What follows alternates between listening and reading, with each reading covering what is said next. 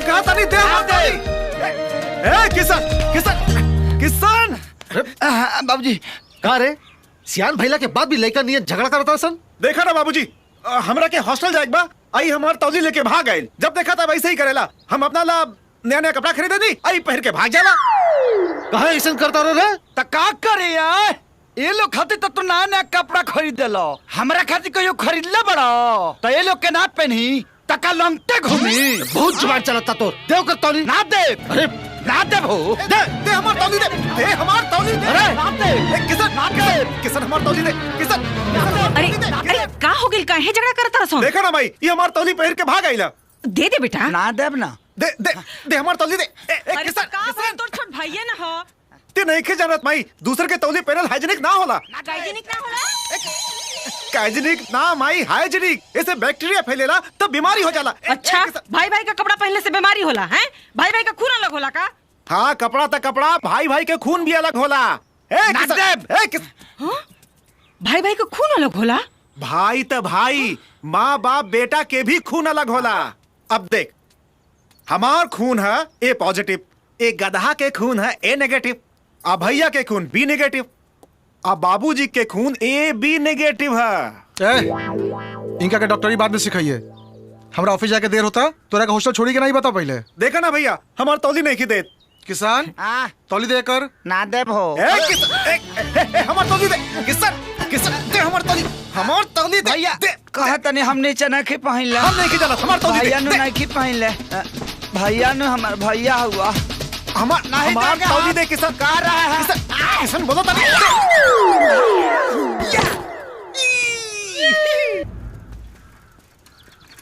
कहा जाता रे? कॉलेज जाता नहीं। का कॉलेज जाता नहीं? जब देखा पान दुकान वाला क्या खड़ा रहला है? अरे पढ़ाई लिखाई छोड़ और हमरा संगे खेत में काम कर, बहुत काम बा खेत में। हाँ वो खेत में काम। तू तो बहुत बड़ा लाट साहब बनबे ना रे, हर साल फेल होला। चल चुपचाप खेत में। बाबूजी अब की पास होके दिखाई, तू देख लिया। एगो बात बतावा, कि तू रोज का हमारे के कहला खेत में काम करे के हो? हाँ एगो हमार बात गांठ मान लो, हम कहियो जीवन में खेत में काम ना करब। ते तो बहुत बड़ा कलेक्टर बनबे ना रे, तेज लड़का हफ्ते में चिना जाला। आज बहुत बढ़िया हक के आयल बानी। अरे ए राम के भाई, हाँ? ई जरा किसनवा के जेब वेब चेक कइल करा, ई गुटका सुटका तो नहीं के खात? आ गइल ससुरा सनी के 7.5।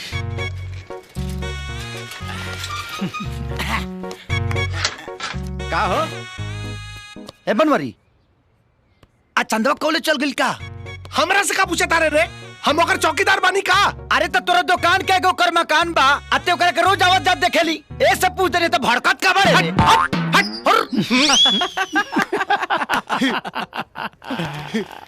ए झगरू, ए बुधौन, एगो बात बताई। बोला। चंदवा कॉलेज नहीं के गइल। तोरा कैसे मालूम बा? हौ देख, ओकर सहेली हो जाओ तारी सा, तो अकेले कॉलेज थोड़ी जाई। प्रभु अबे हमें कौन बर्बाद बबे, ई तो कोनो अनहरो बता दी। अनहर बता दी, तोरा खानी बानर ना बता। ए चंदा, अच्छा तू लोग चंदा तोर सहेली आ गए सन रे। आवता नहीं बाबूजी।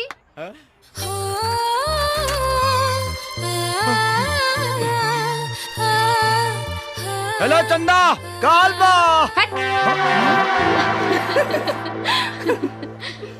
बनवारी हम आओ तनी।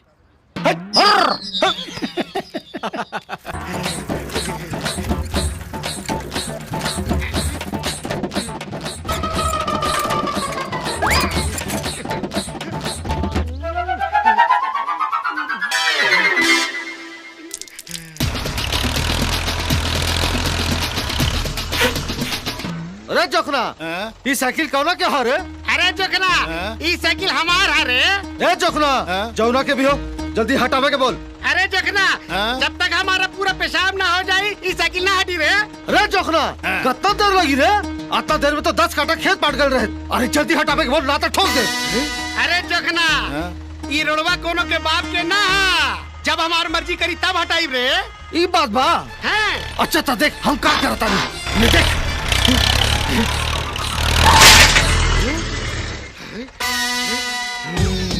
अरे रुक, अभी बताओ तारी तोरा के। अरे तू का बताइबा, हम बतावा तनी। तार टंगड़ी लेके चीजे तो भाग कर दे। अरे छोड़। अरे यार तू लोग जब भी मिलेला लड़े लगेला। अरे कबहू तो प्यार से रहा। अरे ही पंचर वाला संगे कौन प्यार से रही? अरे ते जोखरा चुप रहा, अभी एकरा के छट्टी के दूधिया दिला दे। अरे एक को भी भंटा बोए वाला हमरा जैसे बिजनेसमैन आदमी से लड़ाई करे के तो आर औकात नहीं करे। बारे एगो पंचर के दुकान खोल के अपन आप के टाटा बिला बुझता रे। अरे का बात तोरा लगे एगो बेटी ऊ तोरा के एक दिन छोड़ के चल जाए। अरे हमरा के देख, हमरा के अरे 3 लड़का के बाप बनी, 3 लड़का के का हट आइल बड़े।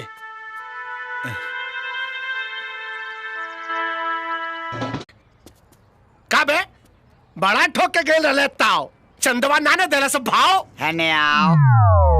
अभी हमार भाव फिक्स से कहाँ भइल बा बेटा, लागत ता गीता तो ना पड़ेला ही। और मैं स्पष्ट लिखल बा, कर्म करते रहो बेटा, फल की चिंता ना ही करो। हमार काम बा कईल कर्म और फल देहल तो ऊपर वाला के हाथ में बा। बुझली रे भगचोनहार। प्रभु ए झगरू हेने ऑनरी का भइल? तनी हमर साइकिलिया टेढ़ा करना।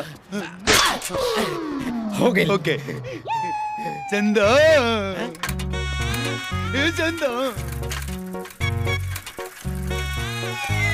अरे कहाँ गुजर जाता रे? हमरा साइकिल का हैंडल टेढ़ा हो गइल बा, सीधा कदा। चल सीट के धर। तैं को भी भंटा बोए वाला गोविंद प्रसाद के बेटा हुए ना रे? हाँ ता समझा दे अपने बाप के। अरे वो का को भी भंटा बोए वाला एगो मामूली किसान और हम एगो बिजनेसमैन। वो बार-बार हमसे टक्कर लेता रे। बड़ा सुंदर बड़े यार। हाँ सुंदर है रे। तार दुकान का टायर बा, का ट्यूब बा, का रिंग बा, का सीट कमर बा। बाबूजी हमके 100 रुपए चाहिए। काहे रे? हमके सहेली लोग के साथ पिकनिक पे जाए के बा। तू जा काली ले लिया। तू काल काल बोल के टरका दिला। हमार सहेली लोग आवता लोग, हमके अभी चाहिए। इला चल जा। हाय हाय का ये स्टाइल बा। लेकर स्टाइल रे? तारा मोच के का मोच बता। हाँ हाँ तनी चंदा से पूछा ना वो कहाँ जाती है। हाँ बेटी चंदा। हाँ बाबूजी। अरे पिकनिक में कहाँ जाता रू बेटी? नदी किनारे। नदी किनारे जाती है। नदी किनारे। अरे रुक, ते काहे पूछ ले रे कि वो कहाँ जाती है? तुहार बेटी चंदा ही है और जवान हो गई बिया तो तुहार जानल जरूरी बना कि वो कहाँ होती है, कहाँ जाती है। सही बात बा। ये बात बा।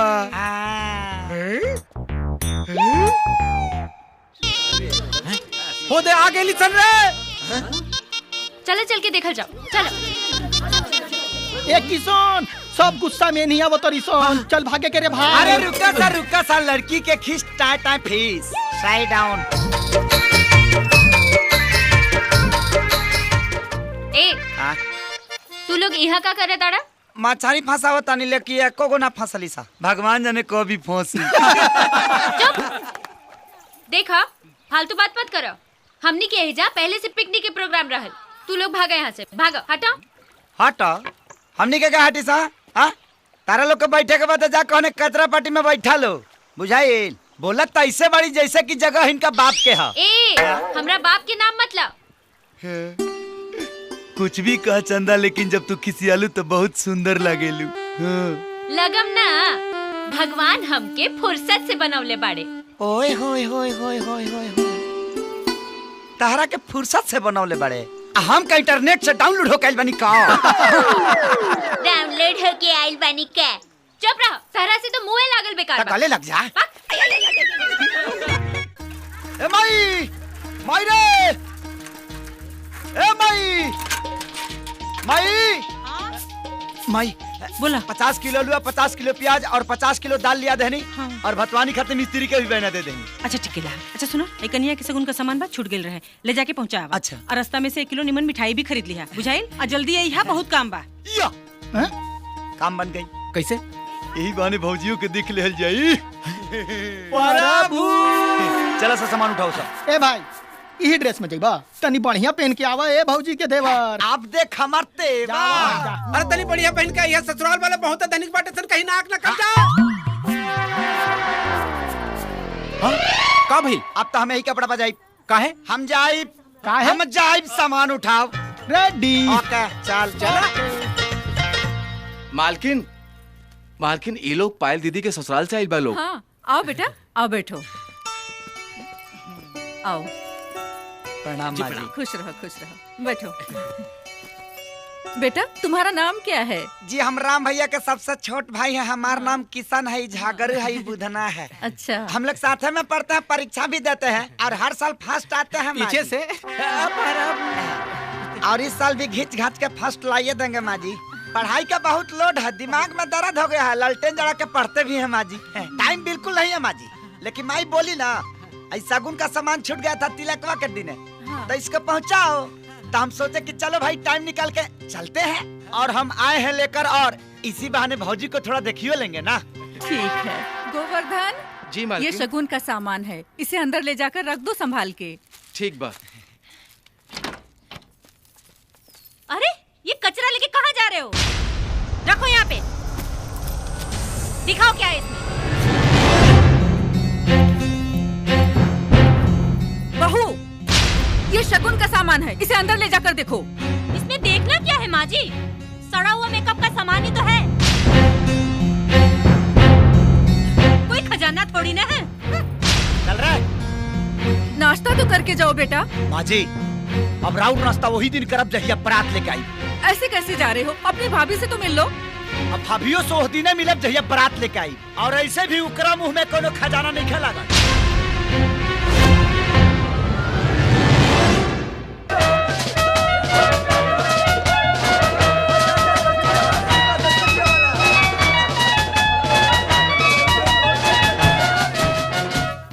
आपने मुझे बुलाया? हाँ, संध्या कह रही थी कि तुम किशन को जानती हो।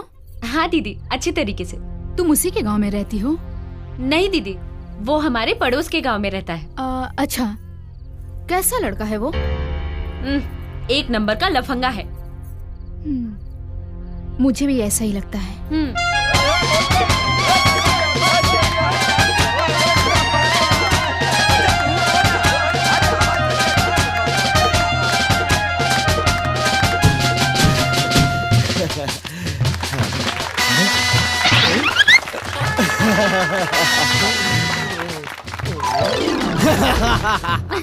काहो चंद आज बड़ा खुश नजर आओ तरू, का बात बा? लागत कि आज तोहरे बिया होता। खुश ना रही तका उदास रही। यहाँ एगो तू ही हमके देखे वाला थोड़े बाड़ा, बहुत लोग बा देखे वाला। एगो चेहरा के कितना लोग के देखैबू, घूम फिर के हमरे लगे आइबू। ए, हमरा लगे मोहब्बत के गम नहीं खे, आ तू हमके संभारा इ तरह में दम नहीं खे। ए तोहरा के का अगर चाह दी ना तो तोहरा साथे साथे सब जनी के रस निकाल दे। हट, तरह से तो मुँहे लगावल बेकार बा। मुहे ना लगेबू तो मोहब्बत के लेमचूस कैसे? प्रभु बैठा। ए भाई लोग अब तई परसिया हमनी के बैठ के खाई जाई। पतल ठीक बानू रे? हाँ भैया। आ खाना ठीक बानू रे? हाँ भैया। आ खियावेली ठीक बाड़ी नु? हाँ भैया। काहो भौजिया बनानू लड़ाबू? प्रभु ई खाना खियावतिया कि ईटा से कपार फोड़तिया रे?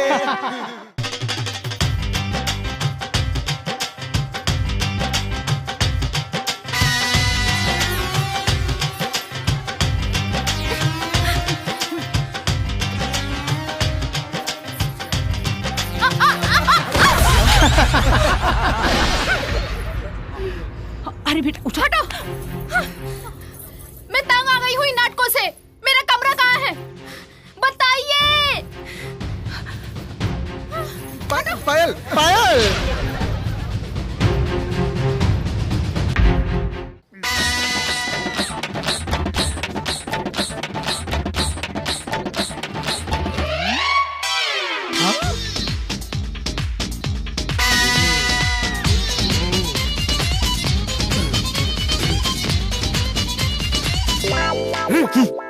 का रे जोखना, घर में सब ठीक बानू? ठीक बा। हैं सुननी हाँ नया पतो आइल बाड़ी, घर में सब ठीक बानू?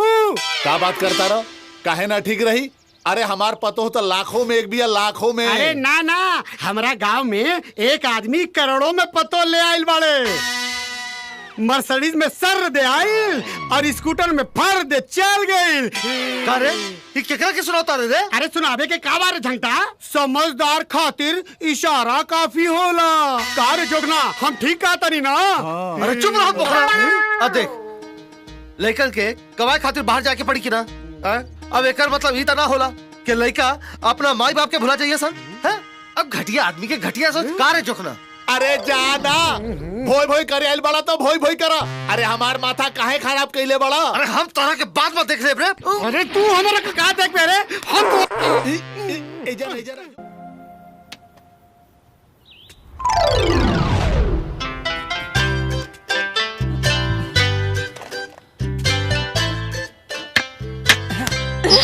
करम फूटा सत्यानाश होतो। तू अरा मुझौसा मुझे रहो ना, तेरा अखियां में कच्चा फूट गइल बा का रे? हाँ लौकत नहीं खे। हमारा तो लौकता, हमरा गुलिया के थोड़ी लौकता ना, तो कगरी काट के निकल ना जाई। गुलिया के जैसन तू आन्हर हो गइल बाड़ा। कहा समहू आन्हर आती तो गुलिया के जैसन तोरा में सट जाती। सटे के इतना शौक बना तो हमरा घर पे हमरा बाबूजी से हमार हाथ मांग के दिखावा, तब जाने कि कितना बड़का हीरो बाड़ा।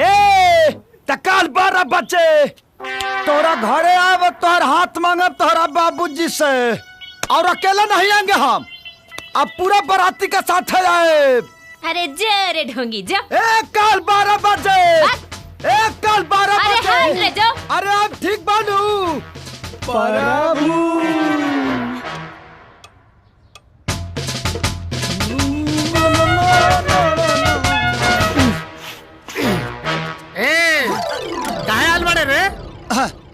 मांगे आयल बनी। क्या मांगे आयल वाले? पहले ही बताओ जो मांगे तो दे देबो। अरे पहले तू ये बताओ कि का मांगे आयल वाले रे? अगर बता देब ना तो तोरा बुखार लग जाई, तर फड़ा के हिच गिर जाइबो। बतावे के बात बता ना तो भाग यहाँ से। मांगी देबो सही में। अरे पहले ही बता ना का मांगे आयल वाले रे? हम तो चंदा मांगे आयल बनी। चंदा मांगे? हट। अरे तो इतना हिम्मत ते हमरा से हमार बेटी के मांगे आयल वाले? अरे ना मार दे, हम तो दुर्गा पूजा के चंदा मांगे आयल बनी। दुर्गा पूजा के चंदा मांगे आयल? अभी दुर्गा पूजा कहाँ बार है? तो दे दे, हमनी के मना लेब संग। अरे तू भाग जा, हम कोनो चंदा ना दे। हम तो चंदा लेके रहब, हम लेके रहब, हम लेके रहब, हम लेके रहब, हम लेके रहब। भाग गइल। काय का देखता रहे? चल भीतरी।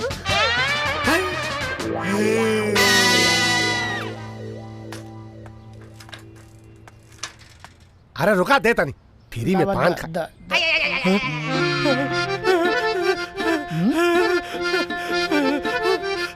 प्रभु प्रभु।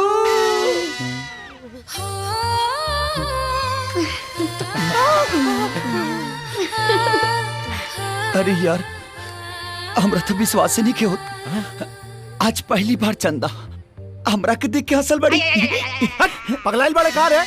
अरे तोरा के ना, हमरा के देख के हंसल बिया। तोरा के तक कुतियो ना देखी, हास्य के बात करता। हट हट हट। अरे यार आज चंदा हमरा के देख के हंसली। कहाँ जाई रे, का करी रे?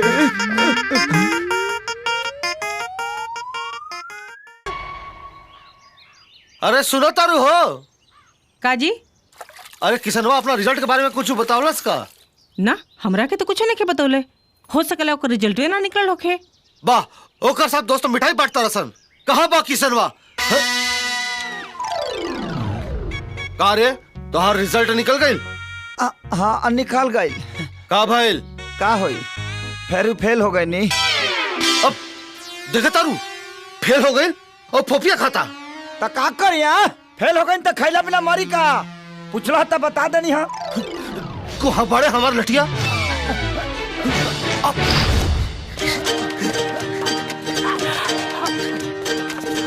ए किसनवा चुपचाप हमार लठिया दे दे रे।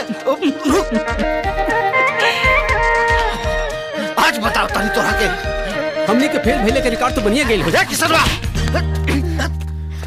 बार बार फेल होला तब तोरा शर्म ना आवेला। अब तोर पढ़ाई लिखाई छोड़ा के तोरा से खेते जुतवाई। जब कह रहा है कि खेत में काम नहीं करेंगे तो नहीं करेंगे। अच्छा ले भाजी देखिए, हमको घर में ले जाके खूब मारिए ना, लेकिन के सामने मत मारिए। अरे करिए के देखे के चक्कर में तब फेल हो जाले रे। हम कह रहे हैं कि महिलाओं के सामने मत मारिए, हमारा भी प्रतिष्ठा है। अरे बाहर है तो प्रतिष्ठा कह रहे हैं ना। बाबूजी, बाबूजी हम पास हो गए नहीं बाबूजी, पूरा कॉलेज में फर्स्ट आइल बानी बाबूजी। वाह देख, ये फर्स्ट आइल बा आता फेल हो जाले। तो कहे नहीं फेल होंगे हम, हमारे ऊपर सब लड़की समाज का लोड है, इनका ऊपर कल्ची का लोड है। बारे बहुत तू मुख्यमंत्री के इलेक्शन लड़ता रहे ना रे। ए बाबूजी माई। अरे कहे इतना चिल्लाता रहे रे? का भाई? हाई देखा, सोहन भैया के पार्सल आइल बा। पार्सल। अरे तो देखत का बाड़े, खोल जल्दी खोल। खोला ताने ना। खोलना था। अरे एमे तो चिट्ठियों बा। पढ़ ना बेटा, पढ़ का लिखल बा। पूजनीय बाबूजी प्रणाम। माई के चरण छू के प्रणाम। खुश रहा सोहन भैया। वो खुश रहा। और किशन के प्यार। बाबूजी के मालूम कि हम यहाँ बढ़िया से सेटल हो गइल बानी, पेइंग गेस्ट में कमरा भी मिल गइल बा। बाबूजी तोरा खातिर एगो इम्पोर्टेंट ठीक से पढ़ रहे। कहता नहीं है जी, काहे मारा तारा दिमाग बढ़ के होला जी। इम्पोर्टेड बंडी भेजा तानी।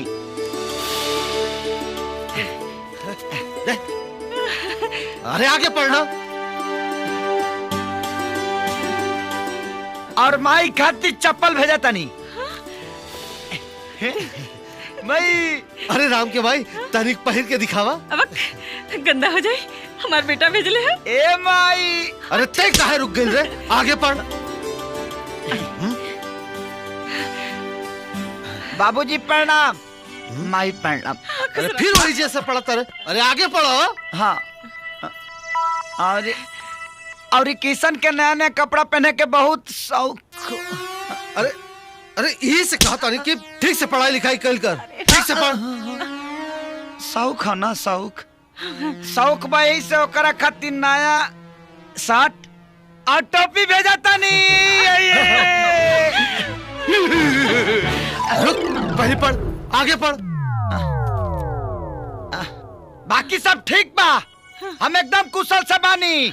हमार पढ़ाई खत्म हो जाई तो हम तोहरा लगे चलब। अच्छा। तोहरा आज्ञाकारी बेटा सोहान। अरे कहाँ जाता रे? जाता नहीं मेला। अरे मेला बाद में जाइए, पहले ये चिट्ठी दोबारा पढ़। एक गो चिट्ठिया कई बेर पढ़ी, कई बेर। मेला जाए के बा, इम्पोर्टेंट काम बा। बहुत बदमाश लड़का है। ए चंदा, सलमान के फोटो लेला। अरे हट, हमके तो अजय देवगन पसंद बा। भैया एगो अजय देवगन के फोटो दाता। ई चंदा, एगो हमरो फोटो लेला। का हम अजय देवगन से कम थोड़ी बनी। ईला आ गईले जोकर जैसे कपड़ा पहन के अपना आपके अजय देवगन समझता रे। अरे एक बार आजमा के ता देखा, अजय देवगन के बुला जेबू। छोड़ हमारा हाथ। एक बार धैले। हमारा हाथ छोड़। पहली बार धैले बनी, धैले रह। चुपचाप छोड़ दे। ए चंदा, बहुत हंसी मजाक हो गई। अब हम तोरा से बहुत बहुत बहुत इम्पोर्टेंट बात कराइल बानी। हम भगवान के साक्षी मान के कहा तानी कि हम तोरा से बेइंतहा मोहब्बत करीले। उठ, हमहू तरह से एगो सच सच बात कर देता नहीं। हंसी मजाक जब ले रहे तब ले ठीक रहे, ओकरा से आगे बढ़े की कोशिश मत करा। जाने तड़ा हमार पसंद का बा? हमार पसंद बा मोटर गाड़ी में घूमे वाला, अंग्रेजी बोले वाला जीवन साथी। अते ते बाड़े देहाती गवार लेगा। हमार सपना देखल छोड़ दा, तो हार हमार मिलन कबो नहीं किए हो सकत।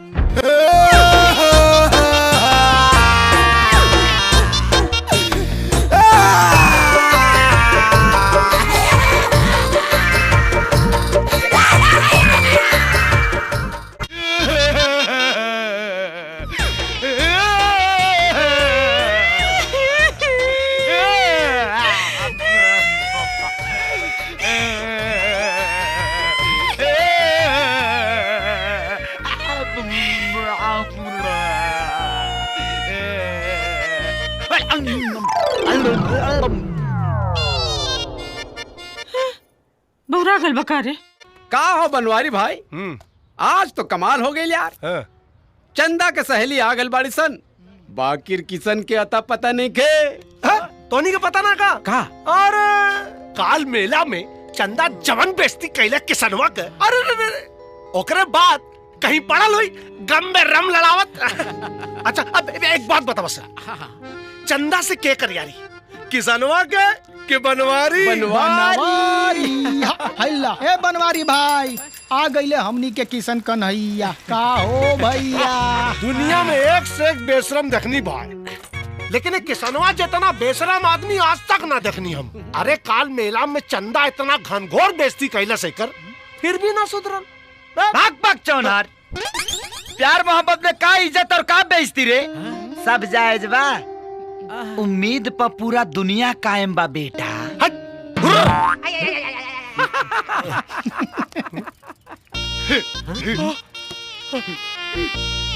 हाँ चंदा, हाउ डू कैसन बाड़ू यू?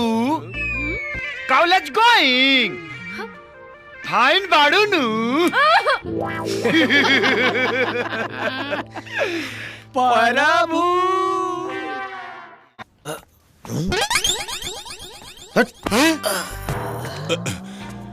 तोहार बेटी कैसन बिया? इलाज चला था। तोहार बेटा कैसन बा? इलाज चला था। सारा गांव में हल्ला हो गइल बारे कि किसन तोहार बेटी के चक्कर चला था। ई सुन के सारा बाराती भाग गेलन सन।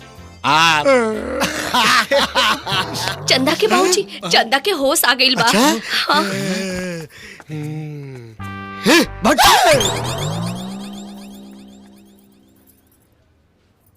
किशन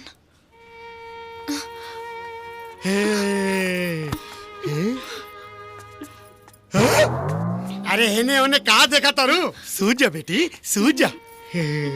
अरे सूझ जा ना। अरे तोरा बुझात नहीं के कहा? सूझ जा। अरे सूझ जा ना, सब ठीक हो जाई। सुनिए, ये दवाइयाँ ले आइए। अरे सूझ जा ना। धीरज धर। ए जी, किशन के होश आ गई। अच्छा हाँ। चल। हे भगवान।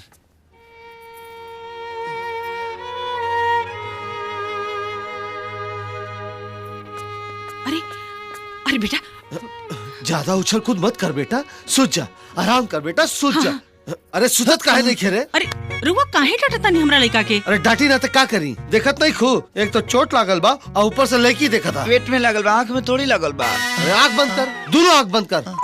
आँख खोल बेटा, दोनों आँख खोल। का करता नहीं रुआ? इतना सुंदर लड़की बिया, जात बिरादरी का बिया, देखी ना तो का करी? अरे तय का सुने तारे रे? तो का करी? हमरा लग बात होता तो सुत। अरे तू ही सुता। अरे सुता।